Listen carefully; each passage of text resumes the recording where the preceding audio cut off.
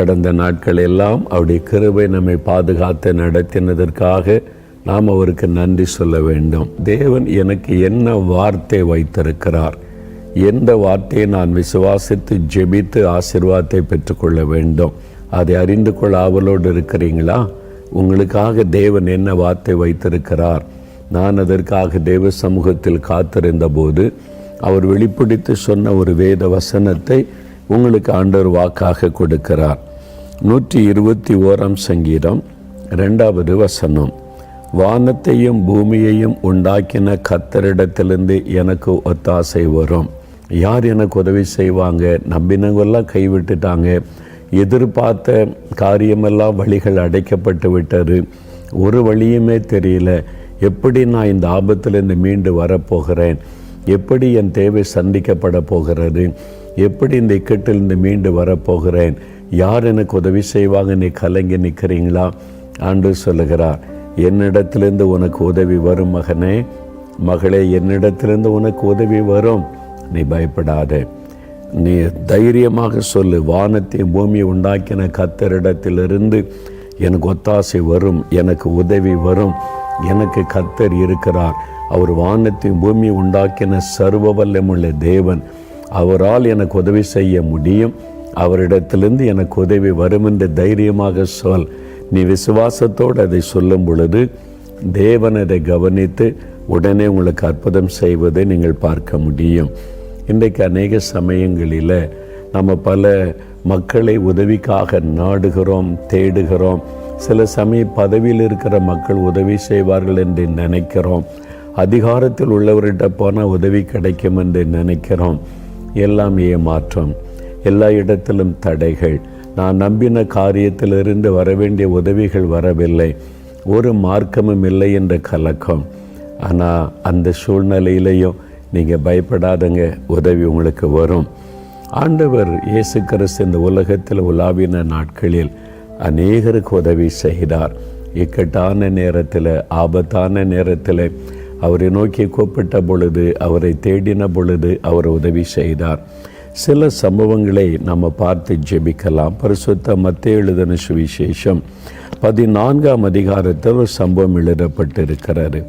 இயேசு தன்னுடைய சீஷர்களை படகிலே அக்கறைக்கு போங்கள், கலிலேயா கடலில் அக்கறைக்கு போங்க, நான் ஜெபம் பண்ணி விட்டு வருகிறேன் என்று அனுப்புகிறார். அவர்கள் படகிலே பிரயாணப்பட்டு போகிறார்கள். கலிலேயா கடல். இரவு நேரம் நடுக்கடலில் அகப்பட்டு கொண்டாங்க. ஏன்னா எதிர்காற்று, பெரும் காற்று வீசினது, அலைகள் கொந்தளித்தது. அதனால் முன்னேறி போக முடியலை. ஆபத்தான சூழ்நிலை. யார் உதவி செய்வாங்க? நடுக்கடல் அகப்பட்டு கொண்டோமே. தங்களால் முடிந்த முயற்சிகளை செய்து பார்க்குறாங்க. அதே கடலில் மீன்பிடி தொழில் செய்து கொண்டிருந்த பேதுரு, யோவான், யாக்கோபெல்லாம் அங்கே தான் இருக்கிறாங்க. அவங்கெல்லாம் முயற்சி பண்ணி பார்க்குறாங்க, ஒன்றும் நடக்கவில்லை. எல்லாம் தோல்வி அடைந்த நிலைமையில் என்ன செய்வதென்று தடுமாறும்போது இயேசு கடலின் மீது நடந்து வருகிறார். மத்தேயு 14ஆம் அதிகாரம் 22 முதல் வாசித்தால் இதை பார்க்க முடியும். உதவி செய்வதற்கு வருகிறார். ஆபத்தான சூழ்நிலையில் வருகிறார்.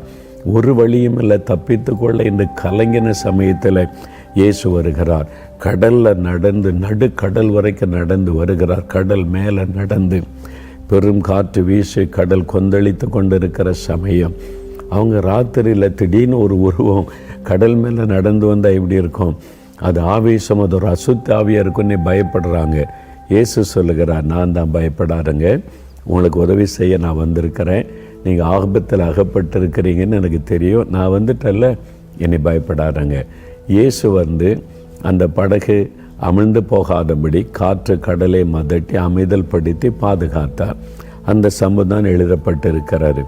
அதில் முக்கியமான விஷயம் என்னென்னா, பேதுரு படகுலிருந்து பெரிய ஆபத்து, இயேசு கிறிஸ்து பக்கத்தில் போயிட்டு நம்ம தப்பித்து கொள்ளலான்னு சொல்லி, ஆண்டவரே நானும் கடல் மேலே நடந்து உங்கள் பக்கத்தில் வரணும், எனக்கு அனுமதி கொடுங்கன்னு இயேசுவான்னு சொல்லிட்டார். உடனே படகு விட்டு இறங்கி பேதுரு கடலின் மேலே நடக்கிறார். சில அடிகள் நடந்த பிறகுதான் திரும்பி பார்த்தா அங்கே படகு தத்தளிக்குது, பெருங்காற்று வீசுது, இருட்டான நேரம், ஒரு ஆபத்தான சூழ்நிலை. பயந்து அமிழ்ந்து போகிறார். பயம் வந்துட்டா அவிசுவாசம். அவிசுவாசம் வந்துட்டால் அமிழ்ந்து போகிற சூழ்நிலை. விசுவாசம் இருக்கும்போது தைரியம், விசுவாசம் இருக்கும்போது அற்புதத்தை பார்க்க முடியும். இந்த பயம்தான் நம்ம வீழ்ந்து போக, அமிழ்ந்து போக முக்கிய காரணம். அதனால் சாத்தான் சூழ்நிலை வைத்து பயத்தை தான் நம்முடைய வாழ்க்கையில் கொண்டு வருவான். நீங்கள் பயந்து கொண்டு இருக்கிறீங்கல்ல, இவ்வளவுதான், இனி யார் உதவி செய்வாங்க, அமிழ்ந்து கொண்டு இருக்கிறேன்னு கலங்குறீங்கல்ல. பேதுரு என்ன செய்தார் தெரியுமா? ஆண்டவரே ரட்சியும் என்று கூப்பிட்டார். ஆண்டவரே எனக்கு உதவி செய்யும், என்னை ரட்சியும், நான் அமிழ்ந்து கொண்டிருக்கிறேன் கூப்பிட்ட உடனே இயேசு தம்முடைய கரத்தை நீட்டி பேதுருவை தூக்கினார். நீ பயப்படாத பேதுரு, நான் இருக்கிற உனக்கு உதவி செய்வதற்கு பத்திரமாய் கொண்டு வந்த படகிலே சேர்த்தார். அதே ஆண்டவர் சொல்லுகிறார், நான் உனக்கு ஒத்தாசை செய்வேன், நான் உனக்கு உதவி செய்வேன், நீ அமிழ்ந்து போக மாட்டேன், அழிந்து போக மாட்டேன், சுற்றிலும் இருக்கிற பிரச்சனை கண்டு சோர்ந்து போகாதே மகனே மகளே, நான் இருக்கிற உனக்கு என்று ஆண்டவர் சொல்லுகிறார். வெளியே தேசத்தில் நடந்த ஒரு சம்பவத்தை ஒரு புஸ்தகத்தில் நான் வாசித்தேன். ஒரு ஊழியக்காரர் ஒரு நாள் காலை நடைப்பயிற்சி செய்வது வழக்கம். நடந்துட்டு வந்து களைப்பாக ஒரு பார்க்கில் பெஞ்சில் உட்கார்ந்தார். அங்கே இன்னொரு நண்பர் வந்து அமர்ந்தார். அவருடைய ஷர்ட்டில் ஒரு மீன் ஒரு மீன் வடிவத்தை பேட்ஜாக அணிந்திருந்தார். பார்க்க அழகாக இருந்தது. அந்த மீனை ஒரு பேட்ஜாக கொத்தியிருந்தார். இவர் பார்த்துட்டு கேட்டால் வினோதமாக இருக்குதுன்னு சொல்லி, இந்த மீனை பேட்ஜாக குத்தி இருக்கிறீங்க, இதில் ஏதாவது ஸ்பெஷல் விசேஷம் இருக்குதான்னு கேட்ட உடனே அவர் மகிழ்ச்சியோடு ஒரு காரியம் நடந்த சம்பவத்தை சொன்னார். அவர் ஒரு மாலுமி, கப்பலில் கேப்டனாக இருந்தவர். அவர் நடந்த ஒரு சம்பவத்தை சொன்னார். ஒரு சமயம் கடலில் அவருடைய கப்பல் பிரயாணப்பட்டு கொண்டிருக்கும் பொழுது, அது சரக்கு கப்பல், அது நடுக்கடலில் போய் கொண்டிருந்த சமயம் திடீரென்று கப்பலினுடைய அடிப்பகுதியில் ஒரு ஓட்டை விழுந்து விட்டது. தண்ணீர் குபு குபு என்று உள்ளே வர ஆரம்பித்து விட்டது. அந்த தண்ணீரை இறைத்து கப்பலை சமநிலைக்கு கொண்டு வர அதுக்கு மோட்டர்லாம் வச்சுருப்பாங்க, பிரயாசப்பட்டார்கள். ஆனால் இவங்க வெளியேற்றுற தண்ணியை விட உள்ளே வர தண்ணீர் அதிகமாக இருந்ததுனால ஒன்றும் செய்ய முடியாது. கப்பலில் தண்ணீர் ஏறிக்கொண்டே இருக்கிறாரு. கப்பல் கொஞ்சம் கொஞ்சமாய் அமிழ்ந்து கொண்டு இருக்கிறாரு. இரவு நேரம் சுற்றிலும் பார்க்குறாங்க, உதவி செய்வதற்கு அங்கே யாருமே அருகில் இல்லை. எந்த கப்பலையும் பார்க்க முடியல, உதவி செய்ய யாருமற்ற ஒரு சூழ்நிலை. இன்னும் கொஞ்ச நேரத்தில் கப்பல் மூழ்க போகிறது. நடுக்கடலில் இருளான சூழ்நிலையில் மூழ்கி கொண்டிருந்த சமயம் 100க்கும் அதிகமான வேலையாட்கள் கப்பலில் இருக்கிறாங்க. என்ன செய்வதென்று தடுமாற்றம், ஒரு மரண பயம். எங்கிருந்து உதவி வரும், யார் உதவி செய்வாங்க, உதவிக்கு வருவதற்கு எந்த மார்க்கமும் இல்லை. அந்த கப்பல் கேப்டன் அந்த மாலுமி சொன்னார், வாங்க நம்ம ஜெபிக்கலாம், நமக்கு உதவி செய்ய ஒருவர் இருக்கிறார், நம்ம இனி பக்கங்களில் தேடி பார்த்து உதவி வராது, அவரை நோக்கி பார்க்கலாம்னு சொல்லி எல்லாரையும் ஒன்று சேர்த்து ஒரு பாடல் பாடி ஆண்டவரை நோக்கி கூப்பிட்டார். ஆண்டவரே, இந்த நடுக்கடலில் இந்த ராத்திரி நேரத்தில் எங்கள் கப்பல் அமிழ்ந்து கொண்டு இருக்கிறாரு, எங்களை காப்பாற்ற இந்த இடத்துல யாருமே இல்லை, எங்களுக்கு உதவி செய்ய யாருமே இல்லை, ஆனால் நீர் உதவி செய்ய முடியும் என்று இயேசுவை நோக்கி ஒரு ஜெபம் பண்ணினார். ஜெபம் முடிச்சுட்டு வர்றாங்க. தண்ணீர் ஏறிக்கொண்ட இந்த தண்ணீர் அப்படியே நின்று விட்டது. அவ்வளோதான், அதற்கு மேல் தண்ணீர் உள்ளே வரவில்லை. கப்பல் அப்படியே நின்று விட்டது. முழுவதும் அமிழ்ந்து போகல, அப்படியே நிற்கிறது. அவங்க தண்ணீர் உள்ளே வரலை, ஏதோ ஒரு விதத்தில் ஓட்டை அடைக்கப்பட்டு விட்டது, தண்ணீர் வருவது நின்று விட்டது. ஆண்டவர் நம் ஜெபத்தை கேட்டார், உதவி செய்து விட்டார் அப்படின்னு மெதுவாக அந்த கப்பலை அவர்கள் செலுத்தி பக்கத்தில் இந்த கரைக்கு வந்து சேர்ந்தார்கள். வந்து சேர்ந்த பிறகு நடந்தது சொல்லி, எப்படி அந்த தண்ணி நின்றதுன்னு எங்களுக்கு தெரியல, மூழ்கி கொண்டிருந்த கப்பல் திடீரென்று எப்படி அந்த மாதிரி தண்ணீர் வருவது நின்று போனது தெரியல. எல்லா தண்ணீரை அப்புறப்படுத்திட்டு பார்த்தபோது ஒரு பெரிய மீன் அந்த ஓட்டைக்குள்ளே வந்து செருகி இருந்தது. அது வந்து அப்படியே உள்ளே நுழைந்து உள்ளே பாதி வெளியே பாதி அதனுடைய உடம்பு அது அப்படியே ஓட்டையை அடைத்து விட்டது. அப்போ தான் அவர் நினைத்தார், யோனாவுக்காக ஒரு மீனை ஆயத்தப்படுத்தி யோனாவை பாதுகாத்த ஆண்டவர் எங்களை பாதுகாக்க, எங்களை இந்த ஆபத்தில் தப்புவிக்க, எங்களுக்கு உதவி செய்ய ஒரு மீனுக்கு கட்டளையிட்டார். அந்த மீன் வந்து ஓட்டை அடைத்து விட்டது, நாங்கள் உயிர் தப்பினோம். ஆண்டவர் ஒரு மீனை கொண்டு எங்களுக்கு உதவி செய்து எங்களுக்கு அற்புதம் செய்தபடியால் அதை ஞாபகப்படுத்தும்படித்தான் இந்த பேட்ஜை அணிந்திருக்கிறேன் என்று சாட்சியாக சொன்னார். பிரியமானவர்களே, ஆண்டவர் எவ்வளோ அற்புதமானவர் பார்த்தீங்களா. உங்களுக்கு உதவி செய்வதற்கு மனிதர்கள் இல்லாவிட்டால் என்ன, ஆண்டவர் யாரையும் பயன்படுத்த முடியும். அமிழ்ந்து கொண்டிருக்கிற உங்களை காப்பாற்ற, உங்களுடைய குடும்பம் வியாதியில் அமிழ்ந்து கொண்டிருக்கிறதா, கடன் பிரச்சனையில் அமிழ்ந்து கொண்டிருக்கிறீங்களா, சூழ்நிலையிலே பொருளாத மனிதர்கள் நிமித்தம் இனி காப்பாற்ற வழி இல்லாத சூழ்நிலையில் அமிழ்ந்து கொண்டிருக்கிறீங்களா, ஆண்டு சொல்லுகிறார், நான் இருக்கிறேன், உனக்கு உதவி செய்ய, நான் உனக்கு உதவி செய்வேன், நான் உனக்கு ஏற்ற நேரத்தில் ஒத்தாசை தருவேன், பயப்படாதே என்று சொல்லுகிறார். அவரை நோக்கி கூப்பிடுங்க, இயேசுவே உதவி செய்யும் என்று ஆண்டவர் கட்டாயம் உதவி செய்வார். இன்னொரு சம்பவத்தை மத்திய 15ஆம் அதிகாரத்தில் அதில் 22ஆம் வசனம் முதல் வாசிக்கும்போது, ஒரு கானானிய ஸ்திரீ, யூதர்கள் அல்லாதவர்கள் புறஜாதியாக அந்த நாளில் கருதப்பட்டாங்க. இவங்க ஒரு புறஜாதி பெண், கானானிய பெண். அவருடைய மகள் அசுத்தாவினால் பாதிக்கப்பட்டு கொடிய வேதனைப்பட்டாள். தன் மகளை காப்பாற்ற இந்த பெண் எவ்வளோ போராடி இருக்கணும், பண செலவு பண்ணியிருக்கணும், ஒருவேளை மந்திரவாதத்துக்கெல்லாம் போயிருக்கு கூடும். அந்த காலத்தில் அதெல்லாம் இருந்தது. எல்லாம் தோல்வி, ஏமாற்றம். மகள் வேதனைப்பட்டு கொண்டிருக்கிறாள். இயேசுவை குறித்து கேள்விப்பட்டவுடன் யார்கிட்டயோ உதவிக்கு போனேன், பண செலவு பண்ணேன், ஆனாலும் உதவி செய்ய முடியல, இந்த இயேசுகிட்ட போனால் எனக்கு உதவி கிடைக்கும் என்று வந்து அவள் பாருங்கள் 25ஆம் வசனத்தில் அவள் வந்து, ஆண்டவரே எனக்கு உதவி செய்யும் என்று இயேசுவை பணிந்து கொண்டாள். இயேசுவே எனக்கு உதவி செய்யும். அவர் யூதருக்கு மட்டும்தான் உதவி செய்வாரா, புறஜாதி மக்களுக்கு உதவி செய்ய மாட்டாரா? இன்றைக்கி சில கிறிஸ்தவங்களுக்கு மட்டும்தான் உதவி செய்வாரா, கிறிஸ்தவர் அல்லாதவங்களுக்கு உதவி செய்ய மாட்டாரா? இயேசுவுக்கு பட்சபாதம் பார்க்க தெரியாது. அவர் மதங்களுக்கெல்லாம் அப்பாற்பட்டவர். நீங்கள் யாராயிருந்தாலும், எந்த மதத்தை சார்ந்தவராயிருந்தாலும், நீங்கள் என்ன இனம் என்ன மொழி பேசுகிறவளாயிருந்தாலும், எனக்கு இயேசு உதவி செய்வார் என்ற விசுவாசத்தோடு இயேசுவே உதவி செய்ய கூப்பிட்டால் போதும், உங்களுக்கு அவர் உதவி செய்வார், உங்களுக்காக அற்புதத்தை செய்வார். பாருங்கள், இந்த மகள், ஆண்டவர் முதலாவது சில காரியத்தை சொல்லுகிறாள்.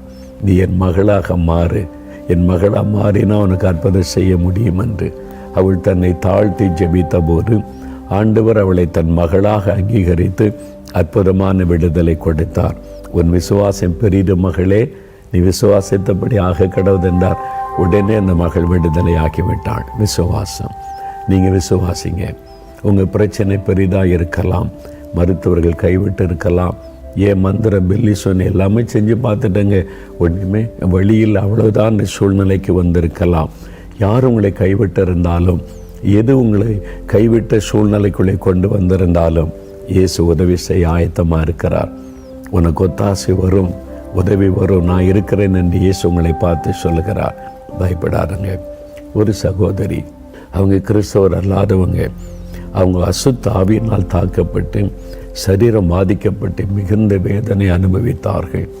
பயம், ராத்திரில் தூங்க முடியாது, இரவெல்லாம் வேதனை, சரீரத்தில் வேதனை, மனதளவில் வேதனை. எப்படியாவது விடுதலை பெறணும், பண செலவு பண்ணி மந்திரவாதம் செய்ய போனாங்க, தாயத்தெல்லாம் கட்டி பார்த்தாங்க, பண செலவு பண்ணாங்க லட்சக்கணக்காக. ஒன்று விடுதலை இல்லை. அவருடைய கணவர் தன் மனைவி காப்பாற்றி எவ்வளோ போராடினார், யாராலும் உதவி செய்ய முடியல. கடைசியில் கேள்விப்பட்டாங்க, இந்த இயேசு கிறிஸ்துக்கிட்ட போனால் விடுதலை கிடைக்குமாமே. கேள்விப்பட்டு ஒரு முறை என்ன அந்த பிரார்த்தனை பண்ணுற இடத்துக்கு கூட்டிகிட்டு போங்கன்னு சொல்லி அவருடைய குடும்பத்தார் கூட்டி கொண்டு வந்தாங்க. 4 மாடியில் நம்முடைய தேவனுடைய கூடாரத்துக்குள்ளே அந்த மகள் நுழைந்த போது அவங்களுக்கு எந்த ஊழியக்காரரையும் தேடி வரல. ஊழியக்காரரை தெரியாது, மோகலாசஸை தெரியாது, ஜெபிப்பாங்க, இது செய்வாங்க, அதெல்லாம் தெரியாது. இந்த இடத்துக்கு போனால் இயேசு அற்புதம் செய்கிறார், அது ஒன்று தான் தெரியும். உள்ளே வந்தாங்க, அந்த பார்த்தாங்க, முழங்கால் படிட்டாங்க, இயேசுவேன்னு கூப்பிட்டாங்களாம். அவங்க சொல்கிறாங்க, எனக்கு இயேசுவை தவிர வேறு எதுவுமே தெரியல. அங்கே ஊழியம் செய்கிறவங்க, ஊழியக்காரங்க யாரும் எனக்கு தெரியல. நான் போய் அதில் முழங்கால் படிட்டு இயேசுவே உதவி செய்யன்னு கூப்பிட்டேன். இயேசு அவளுக்கு தன்னை வெளிப்படுத்தினார். இயேசு வந்தார், அந்த மகளுக்கு விடுதலை கொடுத்து விட்டார். அசுத்தாவி விலகி போனது, விடுதலை. அவளை வாதித்து கொண்ட இந்த மரண போராட்டம் மாறினது. பயத்தின் ஆவி விலகினது, பெரிய சந்தோஷம். அவங்க சொல்கிறாங்க, மோகலாசன் யாருன்னெல்லாம் எனக்கு தெரியாது, நான் இயேசு அற்புதம் செய்கிறான்னு கேள்விப்பட்டேன். இங்கே ஜெபம்லாம் நடக்குதுன்னு அறிந்து தான் வந்தேன். இங்கே எப்படி இருக்கோம், என்ன செய்வோம் ஒன்றும் தெரியாது. நான் உள்ளே வந்தவுடனே இயேசு மட்டும்தான் எனக்கு தெரிந்தார். அவர் அப்படியே சிங்காசனத்தில் அமர்ந்திருப்பதை நான் பார்த்தேன். இயேசுவேன்னு கூப்பிட்டேன், எனக்கு அற்புதம் செய்தார் என்று அவ்வளோ மகிழ்ச்சியாக சாட்சி சொன்னாங்க. பிரியமானவர்களே, இயேசுவை மட்டும் நோக்கி பாருங்கள். ஊழியக்காரனை அல்ல, ஊழியர்கள் மனிதர்கள் உங்களுக்கு ஜெபம் பண்ணுவாங்க, உதவி செய்வாங்க. விடுதலை கொடுப்பது இயேசு தான், சுகம் கொடுப்பது இயேசு தான். அவர் உங்களுக்கு உதவி செய்ய முடியும். நாங்கள் ஜெப உதவி செய்ய முடியும், அற்புதம் செய்ய முடியாது. அதனால் இயேசுவை நோக்கி பாருங்கள். வசனம் என்ன சொல்லுகிறாரு? வானத்தை பூமி உண்டாக்கின கர்த்தரிடத்திலிருந்து உதவி வரும். அவரை தான் நீங்கள் நோக்கி பார்க்கணும். அவர் தான் உங்களுக்கு உதவி செய்வார், கட்டாய அற்புதம் செய்வார், சுகம் தருவார், விடுதலை தருவார், நிம்மதி தருவார், சந்தோஷம் சமாதானம் தருவார். நீங்கள் பயப்படுகிற சூழ்நிலைகளை மாற்றி விடுவார். அவர் உங்களுக்கு உதவி செய்ய ஆயத்தமாக இருக்கிறார். உங்களுக்கு உதவி வரும். விசுவாசத்தோடு சொல்லுங்கள், கர்த்தரிடத்திலிருந்து எனக்கு உதவி வரும், இயேசு கிறிஸ்துவிடத்திலிருந்து எனக்கு உதவி வரும், அவர் கட்டாயம் எனக்கு உதவி செய்வார்னு விசுவாசத்தோடு சொல்லுங்கள். பாருங்கள், இந்த மகளுக்கு ஆண்டவர் உதவி செய்து அற்புத விடுதலை கொடுத்தார். வேத புஸ்தகத்தில் இன்னொரு சம்பவம், பரிசுத்த யோவான் எழுதின சுவிசேஷம் 2ஆம் அதிகாரத்தில் எழுதப்பட்டிருக்கிறது. இயேசு செய்த முதலாவது அற்புதம் இங்கே தான் எழுதப்பட்டிருக்கிறது. இயேசு ஊழியத்தை ஆரம்பித்த போது அவர் செய்த முதலாவது அற்புதம், அது ஒரு கல்யாண வீடு. கானா ஊர் என்ற ஊரில் கல்யாண வீடு. இயேசு கிறிஸ்துவனுடைய தாயாரும் அங்கே இருந்தாங்க. அப்போ இயேசுடைய உறவினர், அவங்க சொந்தக்கார வீட்டு திருமணமாக இருக்கலாம் என்று நம்பப்படுகிறாரு. அப்போ இயேசு அங்கே போயிருந்தார், கல்யாணத்துக்கு அழைச்சதுனால போயிருந்தார், அவ்வளோதான். அந்த கல்யாணத்தில் ரொம்ப சிறப்பானது, திராட்சை ரசம் பரிமாறுவாங்க. அங்கே எல்லா வீட்டுக்கு முன்னாலே திராட்சை செடிகள் இருக்கும், பெரிய பெரிய திராட்சை தோட்டங்கள் இருக்கும். திராட்சை ரசம் தான் அந்த விருந்தில் ரொம்ப விசேஷம். இப்போ நம்ம ஊரில், இந்தியாவில், தமிழ்நாட்டில் எடுத்தால் பாயசம்னு போடுவாங்க தெரியுமா, வடை பாயசத்தோட சாப்பாடுன்னு. அதே மாதிரி அங்கே ரொம்ப ஸ்பெஷலானது திராட்சை ரசம். எவ்வளோ வேண்டுமானாலும் பருகலாம். அதுதான் அந்த விருந்தில் சிறப்பு. அந்த திராட்சை ரசம் குறைவுபட்டு விட தீர்ந்து விட்டது. இதுக்கு மேலே இல்லை, இன்னும் விருந்தாட்கள் இருக்கிறாங்க. ஐயோ, குறைவு வந்துட்டு என்ன பண்ணுறது? திராட்சை ரசம் இல்லைன்னு சொன்னால் எல்லோரும் அற்பமாக பேசுவாங்க, கேவலமாக பேசுவாங்க. ஒரு மணமகன் மணமகள் புதிய வாழ்க்கை ஆரம்பிக்கும் போதே ஒரு குறைவு, ஒரு குறை சொல், என்ன செய்வதென்று கலங்கினார்கள். இயேசுவுக்கு செய்தி சொல்லப்படுகிறது, திராட்சை ரசம் இல்லை, குறைவுபட்டு விட்டார். ஒரு ஆபத்தான சூழ்நிலை அவங்க இருக்கிறாங்க. அவமானம் வந்துடுமோ, நிந்த வந்துடுமோ, இந்த தேவைக்கு என்ன செய்வதுன்னு கலங்குறாங்க. இந்த சூழ்நிலையில் எங்கேயும் போய் இவ்வளோ திராட்சை ரசம் வாங்கவும் முடியாது. எங்கே அப்படி கிடைக்கும்? உதவி செய்வதற்கு ஒரு மார்க்கமும் மற்ற ஒரு சூழ்நிலை. அந்த நிலைமையில் இயேசுகிட்ட சொல்கிறாங்க காரியத்தை. இயேசு ஒரு அற்புதம் செய்தார். தண்ணீரை திராட்சை ரசமாய் மாற்றினார். ஜாடிகளிலே தண்ணீர் நிரப்ப சொல்லி தண்ணீரை திராட்சை ரசமாய் மாற்றினார். அவருடைய துக்கம் சந்தோஷமாய் மாறினார். அவருடைய தேவைகளை சந்தித்து குறைவை நிறைவாக்கி ஒரு பெரிய அற்புதம் செய்து ஆண்டவர் அந்த திருமண வீட்டிலே துக்கம் வராதபடி ஒரு மகிழ்ச்சியோடு ஆண்டவர் காத்து கொண்டார். இன்றைக்கு உங்களுடைய வாழ்க்கையில் பண பிரச்சனை, கடன் பிரச்சனை, மகளை படிக்க வைக்கணும், பிள்ளைகளுக்கு திருமணத்தை நடத்தணும், என்ன செய்யறதுன்னு தெரியல, இந்த பிஸ்னஸுக்கு பணம் வேணும், என்ன பண்ணணும்னு தெரியல, இதுக்கு ஃபீஸ் கட்டணும், பணம் இல்லை, இது மாதிரி நெருக்கமான சூழ்நிலை. இவங்க உதவி செய்வாங்கன்னு எதிர்பார்த்தேன், பேங்கில் வாசல் அடைக்கப்பட்டு விட்டார். உதவி செய்கிறேன்னு சொன்ன நண்பர்கள் இப்போ முடியாத சூழ்நிலையில் ஆயிட்டாங்க. எல்லா பக்கம் வாசல் அடைக்கப்பட்டு விட்டார். என்ன பண்ணுறேன்னு தெரில, கலங்குறீங்களா? இயற்கைக்கு மேற்பட்ட விதத்தில் இயேசு அற்புதம் செய்வார். அதுதான் ஆண்டவர் செய்கிற ஒரு அற்புதம். உங்கள் தேவை சந்திக்கப்பட, குறைவு நிறைவாக்கப்பட ஆண்டவர் அற்புதம் செய்வார். ஜார்ஜ் முல்லர் என்ற ஒரு தேவ மனிதர் இருந்தார் இங்கிலாந்து தேசத்தில். ஜார்ஜ் முல்லர் அவர் ஒரு விசுவாச வீரர். ஆண்டவரை விசுவாசித்து சாதித்தார். ஆயிரக்கணக்கான அனாதை பிள்ளைகளை அவர் எடுத்து பராமரித்து வந்தார். இந்த யுத்தத்தில் நிறைய பேர் பெற்றோர் இழந்ததுனால குழந்தைகள் நிறைய அனாதைகள் ஆயிட்டாங்க. அவங்கள கொண்டு வந்து விடுதலை வச்சு பராமரித்தார். அவளுக்கு ஆகாரம் கொடுப்பது, படிக்க வைப்பதை கவனித்தார். இவருக்கு உதவி எங்கேருந்து வரும்? ஆயிரக்கணக்கான பிள்ளைகளுக்கு விசுவாசம். ஆண்டவர் உதவி செய்வார் என்ற விசுவாசம். அவர் மேலே உள்ள விசுவாசத்தில் இந்த ஆர்ஃபனேஜை நடத்தி கொண்டிருந்தார். யாரிடத்திலும் பணம் கேட்க மாட்டார். ஆண்டவரிடத்தில் போய் கேட்பார், ஆண்டவரே நீங்கள் தான் உதவி செய்யணும், இந்த பிள்ளைகளை நீங்கள் தானே கொடுத்தீங்க, பராமரிக்கணும்னு ஜெபம் செய்வார். அந்தந்த நாள் தேவை சந்திக்கப்படும். ஒரு முறை இரவு சாப்பாட்டுக்கு பிறகு உணவு தயாரிக்கிற அந்த கிச்சன் டிபார்ட்மெண்ட்லேருந்து வந்து சொன்னாங்க, ஐயா நாளை காலையில் ரொட்டி பிள்ளைகளுக்கு இல்லை, ரொட்டியும் இல்லை பாலும் இல்லை. காலையில் ரொட்டியும் பாலும் கொடுப்பாங்க, ரொட்டியும் இல்லை பாலும் இல்லை, என்ன செய்யறதுன்னு தெரியல. நாளை காலையில் தானே கர்த்தர் பார்த்து கொள்ளுவார், ஆண்டவர் உதவி செய்வார், நீங்கள் போய் ரெஸ்ட் எடுங்கன்னு சொல்லிட்டு ஜார்ஜ் முல்லர் ஜெபம் பண்ணினார். ஆண்டவரே காலையில் இத்தனை 1000 பிள்ளைகளுக்கு பிரெட்டு வேணும், மில்க் வேணும், நீங்கள் தான் தரணும், நீங்கள் தான் உதவி செய்யணும், நான் உங்களை விசுவாசிக்கிறேன், உம்மை நோக்கி பார்க்கறேன்னு ஜெபம் பண்ணிட்டு படுத்துட்டார். விடியற் காலையில் ஆர்ஃபனேஜ் அவங்களுடைய கேம்பஸ் கதவு தட்டப்பட்டு ஒரு வேன் உள்ளே வருகிறது. என்னன்னு கேட்டால் அந்த வேன் நிறைய ப்ரெட்டு, ஃப்ரெஷ்ஷாக ப்ரெட்டு வந்து இறங்குற சூட பேக்கரியிலிருந்து வருது. வந்து பெரிய ஒரு ட்ரக்கு நிறையா வந்துட்டு அந்த வேன் ஃபுல்லாக வந்து இறங்கி விட்டார்.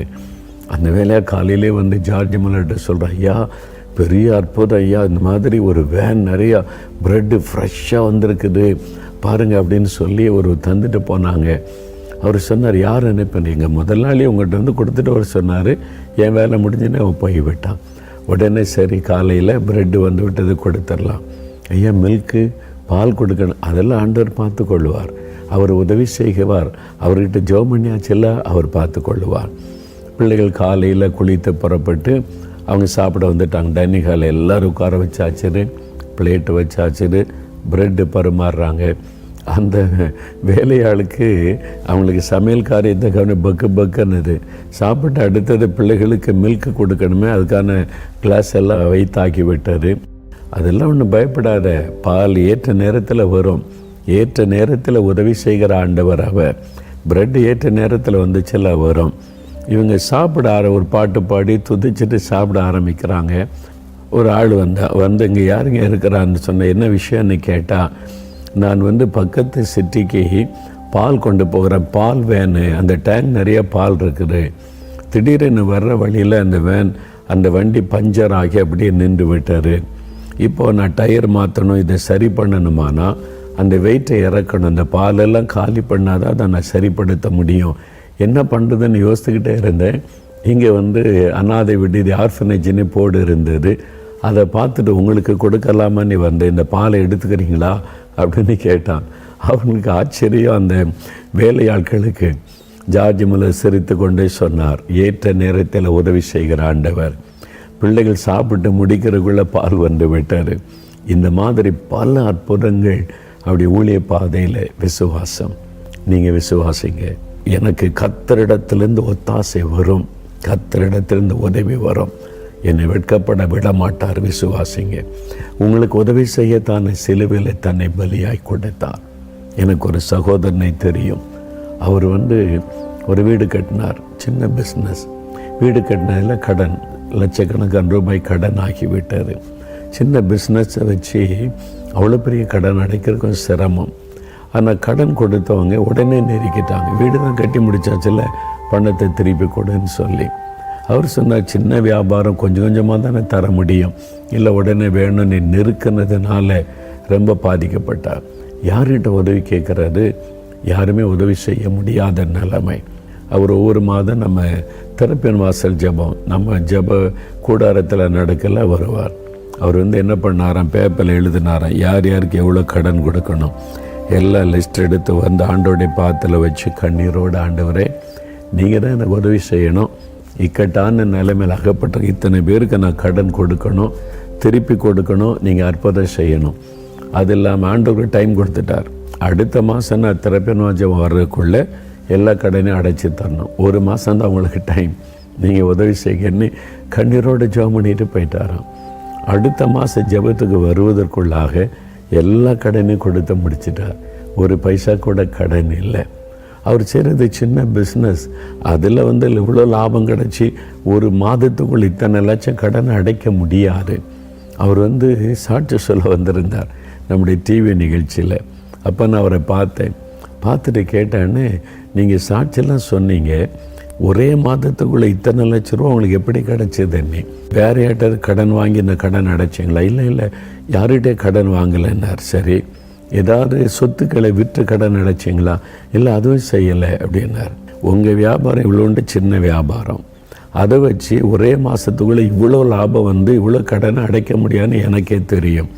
பிறகு எப்படி இதை கடனை ஒரு மாதத்துக்குள்ளே இத்தனை லட்சம் அடைச்சிங்க? அவர் என்ன சொன்னார் தெரியுமா?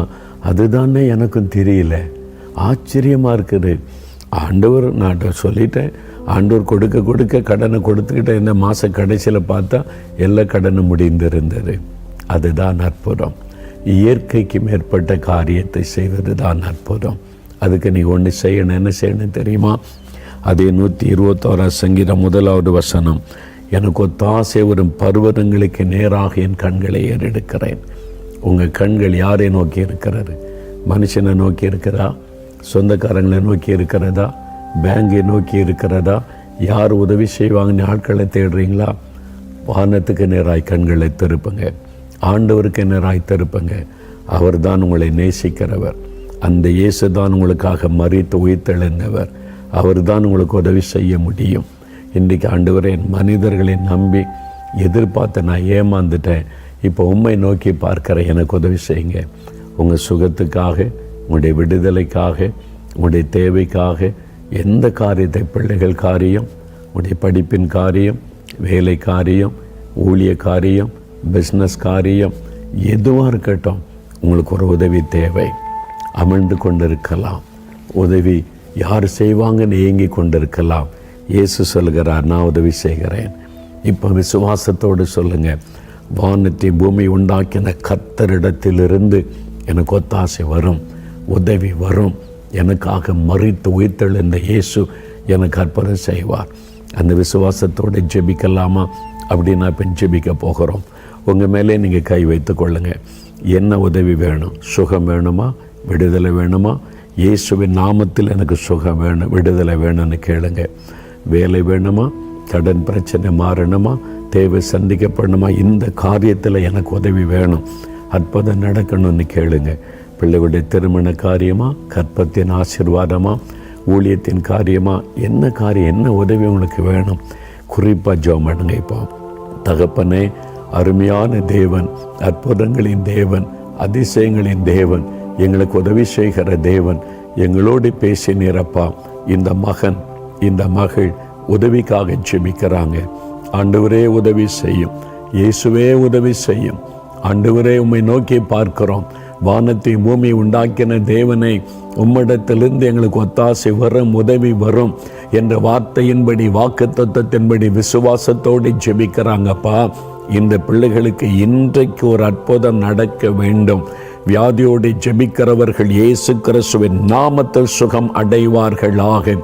பிசாசின் போராட்டங்கள், பயம், கலக்கம், குழப்பங்கள், மன அழுத்தத்தில் வேதனைப்படுகிறவர்கள் இயேசு கிறிஸ்துவின் நாமத்தில் இன்றைக்கு விடுதலை அடைவார்களாக. ஆண்டவரே, வேலைக்காக, பண தேவைக்காக, கடன் பிரச்சனைக்காக ஜெபிக்கிற பிள்ளைகளுக்கு இயேசு கிறிஸ்துவின் நாமத்தில் அந்த தேவைகள் சந்திக்கப்படுவதாக, வழிகள் திறக்கப்படுவதாக, தடைப்பட்ட காரியங்கள் இயேசுவின் நாமத்தில் விலகி காரியங்கள் வாய்ப்பதாக. இந்த நாள் முதற்கொண்டு நீர் உதவி செய்வதை அவர்கள் அனுபவிக்கும்படி ஒவ்வொரு நாளும் ஒவ்வொரு காரியத்திலும் நீர் உதவி செய்வீராக, ஒத்தாசை அனுப்புவீராக. உம்முடைய வாக்குத்தத்தம் நிறைவேறுவதாக. மூழ்கி கொண்டிருக்கிறவர்கள், ஐயோ கடன் பிரச்சனையில் நாங்கள் மூழ்கி கொண்டிருக்கிறோம், பொல்லாத மனிதர்கள் சூழ்ந்து விட்டார்கள், எங்களை அழித்துவிட எத்தனிக்கிறார்கள், இந்த பிரச்சனை, இந்த போராட்டம், இந்த தேவை எங்களை அமிழ்த்தி கொண்டிருக்கிறது, இயேசுவே எங்களை காப்பாற்றும், இயேசுவே ஒத்தாசை தாரும் என்று ஜெபித்து கொண்டிருக்கிற பிள்ளைகள், அமிழ்ந்து கொண்டிருக்கிற இந்த குடும்பங்கள், அமிழ்ந்து கொண்டிருக்கிற இந்த மகன், இந்த மகளுடைய வாழ்க்கையில் ஆண்டவரே உம்முடைய கரத்தை நீட்டுவீராக, தழும்புள்ள கரத்தை நீட்டுவீராக, தூக்கி எடுப்பீராக. நசரேயனாகிய இயேசுவின் நாமத்தில் அற்புதங்கள் நடக்கட்டும், சூழ்நிலைகள் மாறட்டும் என்று ஜெபிக்கிறேன். ஊழியத்திலே காணப்படுகிற பிரச்சனைகள், நெருக்கங்கள், தேவைகள், மன அழுத்தங்கள், பயங்கள், அந்த மூழ்கி கொண்டிருக்கிற காரியங்கள் விலகட்டும் இயேசுவின் நாமத்தினாலே. இன்றைக்கு சூழ்நிலைகள் மாறுவதாக என்று ஜெபிக்கிறேன். இந்த நிமிஷத்தில் இந்த மாற்றம் அவருடைய குடும்பத்திலே, அவருடைய பிஸ்னஸிலே, அவருடைய ஊழியத்திலே உண்டாவதாக என்று நான் ஜெபிக்கிறேன். அப்பா, நீர் உதவி செய்கிறீர், அதற்காக நன்றி. வானத்தை பூமியை உண்டாக்கின கர்த்தரிடத்தில் இருந்து எங்களுக்கு ஒத்தாசை வருகிறது, எங்களுக்கு உதவி வருகிறது. அதற்காக ஸ்தோத்திரம், ஸ்தோத்திரம், ஸ்தோத்திரம், ஸ்தோத்திரம். இந்த நிமிஷத்தில் இந்த மாற்றத்தை கண்டு மகிழச் செய்து அருளும். இயேசு கிறிஸ்துவின் நாமத்தில் ஜெபிக்கிறோம் பிதாவே, ஆமென்.